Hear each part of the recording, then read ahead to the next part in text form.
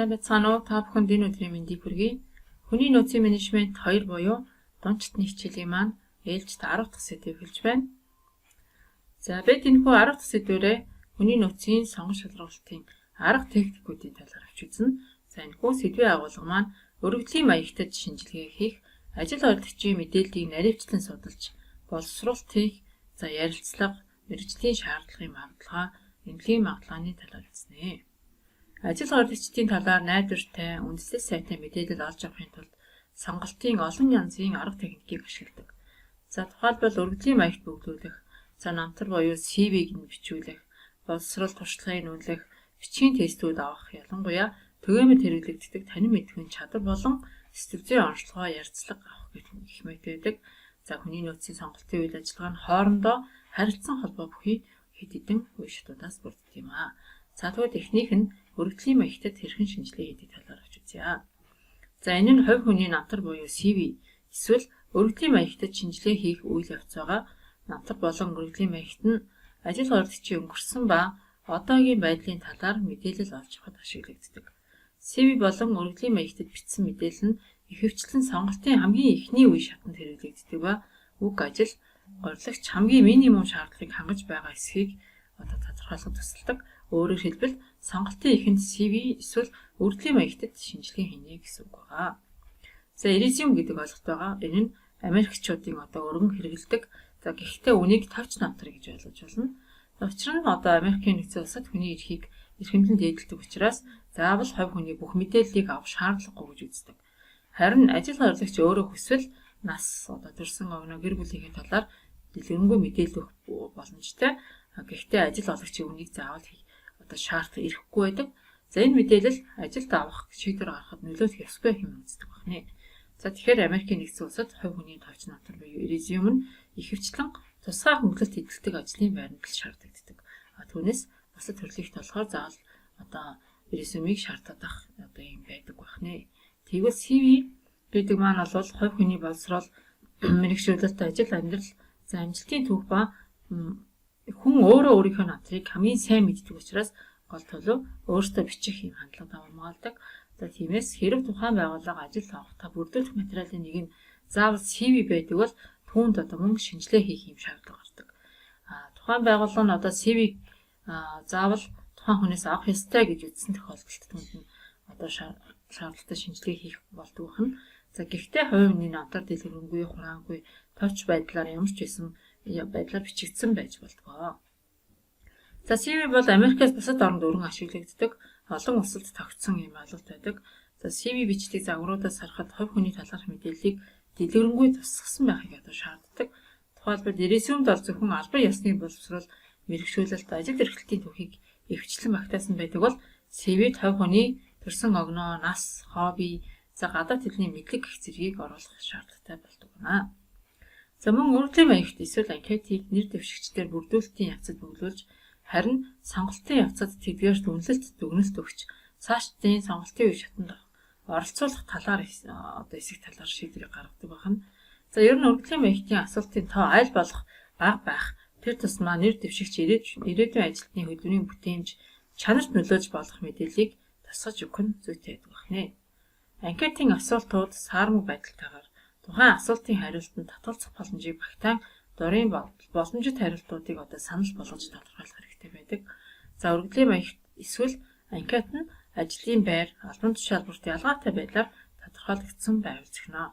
За жишээ нь ур чадвар нэлээд өндөр шаардлагатай, за өндөр албан тушаалууд дээр нарийн мэргэжлүүдийг нэлээд оруулж гисэн байлаа гэхэд гүйцэтгэх төвчний ажилтнууд дээр бол заавал нарийн компьютерийн болон хэлний мэдлэг гэдэг шаардах юм албагүй байдаг. Иймээс тухайн өргөдлийн маягтыг өөр илэрхийлсэн байвал оновчтой байдаг. За хувь хүний намтар CV бол нэр дэвшигч танд юу мэдээлэхийг хүсэж байгаа талаарх мэдээллийг бичиж оруулдаг. Харин өргөдлийн маягт нь та нэр дэвшигчээс юу мэдхийг хүсэж байгаа түүнийг авах мэдээллийг авдаг юм утга учиртай гэдгийг санах хэрэгтэй байна. За хоёрт нь ажил ойрлагчийн мэдээллийг хэрхэн наривчлан судалж боловсруулалт хийдэг. За CV болон өргөдлийн маягтад хийсэн шинжилгээнд үндэслэн эхний ярилцлагад урих нэр дэвшигчдийн жагсаалтыг гаргана. За товчоор хэлбэл шорт лист хийн гэсэн үг. За энэ үе шатанд жагсаалтад үлдсэн нэр дэвшигчдийн талаарх мэдээллийг наривчлан судалж, боловсруулалт хийсний дараа ярилцах асуултуудыг бэлтгэдэг. Өөрөөр хэлбэл өргөдлийн маягтад одоо шалгарч үлдсэн ийм нэр дэвшигчдийн талаарх одоо мэдээллийг наривчлан судлах гэсэн үг. За энэ ажилд зөвхөн хүний нөөцийн хэлтсийн мэргэжилтнүүдийг мөн нэр дэвшигчдийн шууд удирдлага оролцох хэрэгтэй болдог байна. Өөрөөр хэлбэл тухайн ажилтнуудыг авах аль бивцийн шууд удирдлагуудыг оролцуулдаг. За үүнээс гадна ялангуяа удирдах албан тушаалын хувьд өмнө нь хийж байсан ажлын үнэлгээ шаардлагадах нөхцөл үүсч болдог. Өөрөөр хэлбэл урд нь ажиллаж байсан байгууллагын тодорхойлолтын хэрэгцээ бий болж болно.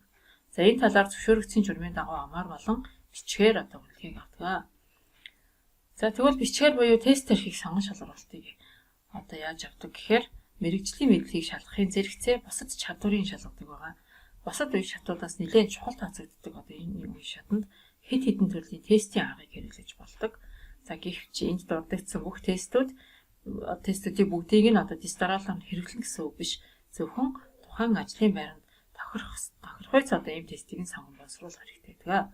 За тэгвэл үүнд ямар төрлийн тестүүд байдаг талаар авч үзье.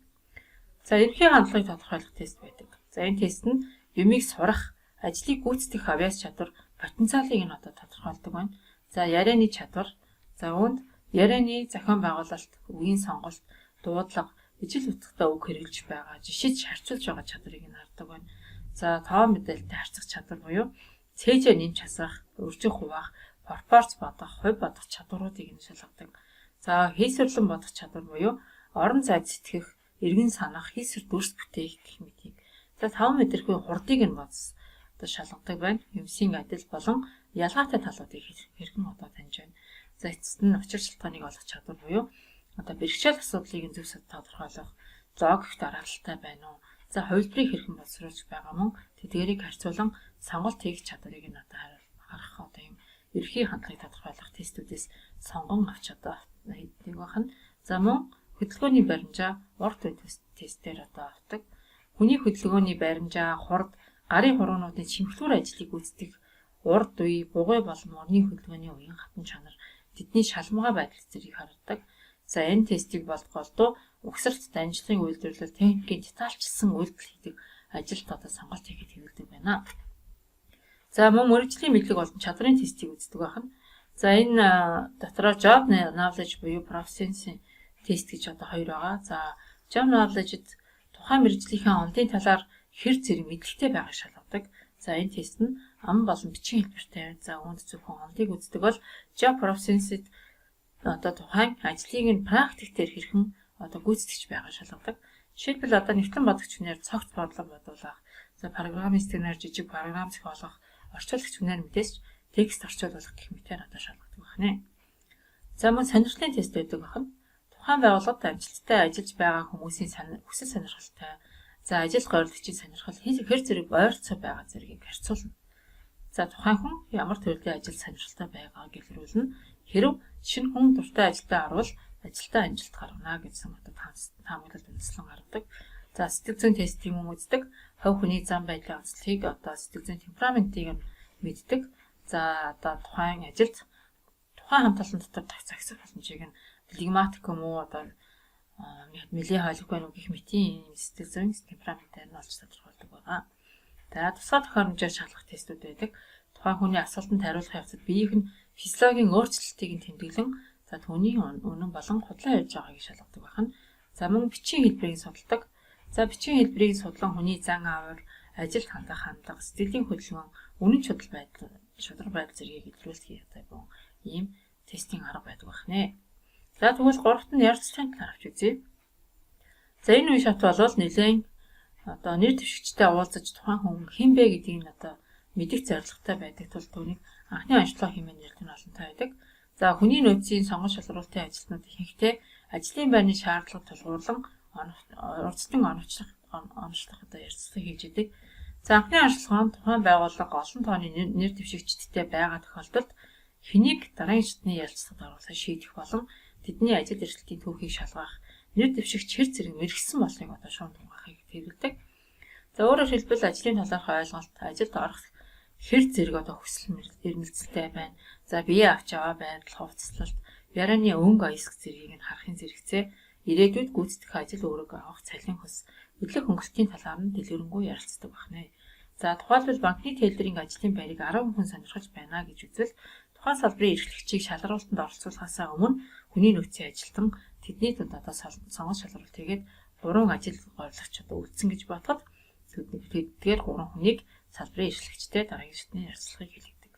За эхний шатны ярилцлагыг амжилттай давсан нэр дэвшигчид дараагийн шатанд орох эрхийг мэдээж олж авдаг. За ярилцлагын үр дүнд тодорхой ур чадварын албан ёсны шаардлагыг хангасан хүмүүсийг сонгодог байна. За зарим тохиолдолд ажил горлогчны дотроос ярилцлагын дараа өөрийнх нь сонирхолд дээрх мэдээлэл таалагдахгүй бол эцсийн сонголт хийхээс өмнө тухайн байгууллагыг орхиж авахд ийм асуудал гардаг. Иймээс нэг ажлын байранд нэг биш хэд хэдэн боломжийн нэр дэвшигчийг авч үлдэх нь зүйтэй байдаг.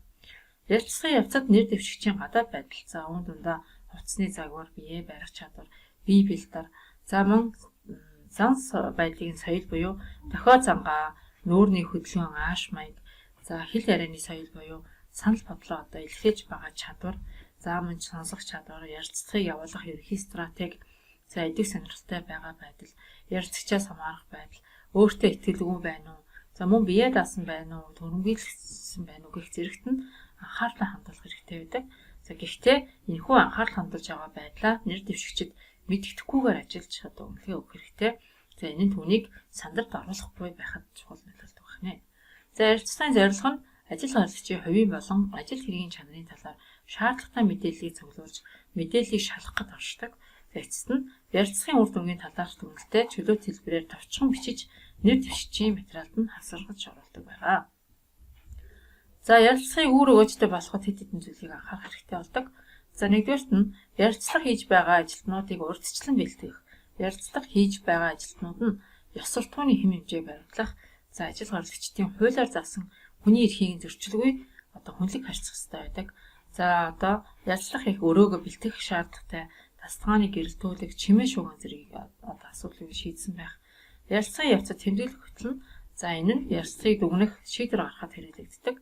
За мөн ажилд орохыг хүсэгчтэй харилцан ойлголцож түүнд чөлөөтэй бие барилгүй ярилцах боломжийг нь олох ёстой.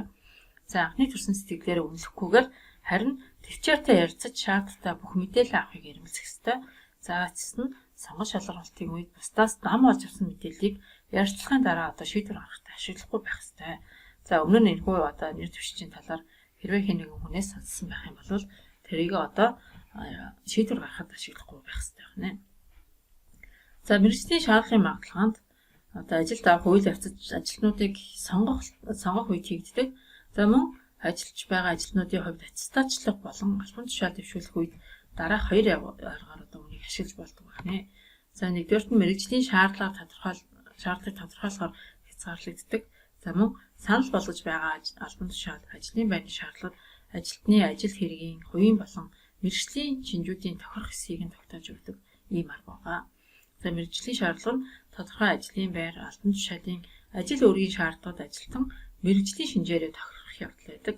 За ажилтны мэргэжлийн шин чанаруудыг үндсэн 4 бүлэгт тэгвэл авч үздэг байх нь. За нэгдүгээрт мэргэжлийн мэдлэг. За энэ нь мэргэжлийн ерөнхий мэдлэг байгаа. За өөрөөр хэлбэл тухайн диплом, мэргэжлийн үнэлэх сертификатаар олж авсан мэдлэг байгаа. За ажил өөрийн хуваарьт багтдаг чиг үүргүүдийг ямар ч аюулгүй гүйцэтгэж шаардлагатай мэдлэг, чадвар, туршлага, за мөн аюултай нөхцөлийг онцлох, урдчин сэргийлэх, арилгах талын мэдээ чадрыг үүнд оруулдаг байна. За харин ажил хэрэгч чанарыг. За үүн цахилгаан баттай, хариуцлагатай байгаа эсэх, үнэн шударга байх, нэр хүндтэй байх, санаачлагтай байх, за мөн зорилгод хүрэх хүсэл эрмэлзэлтэй, шаналшгүй байгаа эсэх, бие даасан шийдэмий байгадлыг нь олж мэддэг арга байна. За гуравт нь бие хүний хувийн болон сэтгэл зүйн шинж чанаруудыг нь олж мэдэх нь. За үүнд идэвхжүүлэлтийн чиглэл, оюун санааны хөгжлийн түвшин, сэтгэл хөдлөл болоод мэдрэл сэтгцийн тогтвортой байдал, анхаарал, үүн тундаа хэмжээ, тогтвортой байдал, хуваарлал, өөр зүйлд анхаарал шилжих байдал, ой тогтоолт, за үүн тундаа хугацааны болон шуурхай байгаа эсэх, за сэтгэлийн сэтгэн бод хууль ажиллагааны онцлог, суралцах чадвар ордог нь. За мөн согтууруулахад зүйл дуртай эсэхийг нь асууж мэдэж болдог байна. За сэтгэл зүйн онцлогоонд тодорхой утга бүхий стандартчлагдсан асуултууд болон бодлого сорилтуудыг ашиглан нэр дэвшигчийн сэтгэл зүйн онцлогоо ийм арга байдаг хан. орчин үед сонголтод нэр дэвшигчийн дотоод сэтгэлийг таньж мэдэх онцлог явдал хамгийн чухал болж байна. Тэгээд нэр дэвшигчийн зан аргашин ажлын байрны онцлогтод тохирч байгаа эсхийг мэдхийн тулд тухайн хүний темпераментийг тодорхойлоод ярилцлагын явцад худлаа хийж байгаа эсхийг нь нүдний харц болоод нүүрний хувирал хөдөлгөөнөөр таних гээд олон зорилгын үүднээс сэтгэл зүйн орчуулгын аргыг хэрэглэх шаардлагууд гарсаар байгаа. За мөн багц хэрэгслийн хэмжилтийн арга байгаа. За үүнд тусгай аппарат багц хэрэгслийн тусламжтайгаар сэтгэл зүйн болон биеийн хүчний зарим үзүүлэлтийг шууд хэмждэг. За хэмжилтийн бичлэлт хийх ба өгөгдлүүдийг тайлбарлахад тулгуурласан юм арга байгаамаа. Жишээлбэл нүдний хараа шалгана, за чихний сансгал, мөн цусны даралтыг үзэх зэрэг зориултын багцаар уншилдаг. За энэхүү эрүүл мэндийн үзлэгт хамруулдаг байна. За мөн мэргэжлийн мэдлийн үнэлгээг шалгана. За энэ тусгаалan бэлтгэгдсэн сорил асуултууд болон сорил даалгавраар шалгалтыг амар болон бичгээр авах замаар хийгддэг. За зарим тохиолдолд бэлэн хувилбараас сонгох тест байж болдог. Өөрөөр хэлбэл тухайн байгууллага ямар сорилтын хувилбарыг ашиглахыг илүү эцэгээс хамааран хийгддэг байна. За үнэлгээ нь ихэвчлэн ороогоор тавигдана. За мэргэжлийн мэдлийн төвшинг нэр дэвшигч очиж ажиллах тухайн нэг жилийн удирдлагаар нөлөөлж болдог байна. За тэгвэл эмнэлгийн байгууллага гэж үздэг байгаа. Ихэнх үйлдвэрлэл үйлчлэгээний байгууллагын хувьд ажилтнуудаа эмнэлгийн үзлэгт оруулсан байхыг шаарддаг. За иймэрхүү байгууллагт үйл ажиллагаанд нь хүнсний бүтээгдэхүүн үйлдвэрлэдэг бүх үйлдвэрүүд ажилтнуудаа эрүүл мэндийн үзлэгт хамарсан баг шаардлагыг тавьж чадуу чанд мөрдөн ажиллах хэрэгтэй болдог. За мөн нэр дэвшигчдийн сонголтын явцад эмнэлгийн үзлэгт оруулах нь ажилд орсны дараа эрүүл мэнд хохирсон гэсэн янз бүрийн тэтгэмж хөнгөлөлт авах тухайн ажилтны залчин аргыг орсон юм ямар нэгэн санал гомдол гарах үзэлтийг тогтооход за мөн халдварт орчин тэгждгийг авахыг багасгах зэрэгтэй ажил бүтэлтэй байдаг. За эмнэлгийн үзлэг хяналт нь тодорхой мэргэжил албан тушаалын ажилтнуудад тогтоогдсон үзүүлэлтүүдээр хийгддэг байгаа. Мөн энэ үйл ажиллагаа тусаа багаж тоног төхөөрөмж хэрэглэх батлагдсан арга зүйн үндсээр явагддаг. За эмнэлгийн байгууллага ор нэр төдийг хүлээж болохгүй гэдгийг анхаарах хэрэгтэй байна. За өнөөдрийн хичээл өгөр өндөрлөж байна. Анхаарлаа хандуулсан та бүхэнд баярлалаа. Дараагийн хичээлээр дахин уулзлаа. Түр баярлалаа.